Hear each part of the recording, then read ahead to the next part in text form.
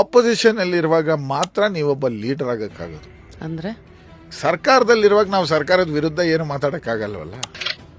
Oh, you're saying you can lead the whole Samaja better when you're in opposition. Because when you are fighting for the cause of the people is only when you become a leader. Wow. Interesting.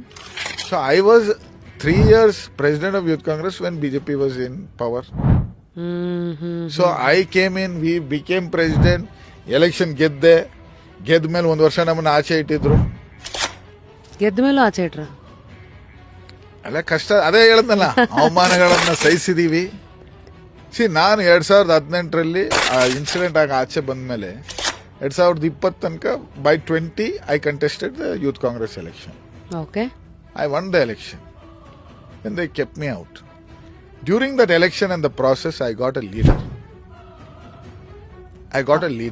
Who held my hand. ಆ ಕೈ ಹಿಡಿದ್ರು ನೋಡಿ, ಇವತ್ತು ನಲ್ಪಾಡಿಯಲ್ಲಿ ಕೂತಿದ್ದೀನಿ, ನಿಮ್ಮ ಮುಂದೆ ಮಾತಾಡ್ತಾ ಇದ್ದೀನಿ ಅಂದರೆ ಆ reason DK Shivkumar. He is a person who identifies people with talent and doesn't let them die. Full ವಿಡಿಯೋನ ನೋಡಿ ಆನ್ ರ್ಯಾಪಿಡ್ ರಾಶ್ಮೀಸ್ ಯೂಟ್ಯೂಬ್ ಚಾನಲ್.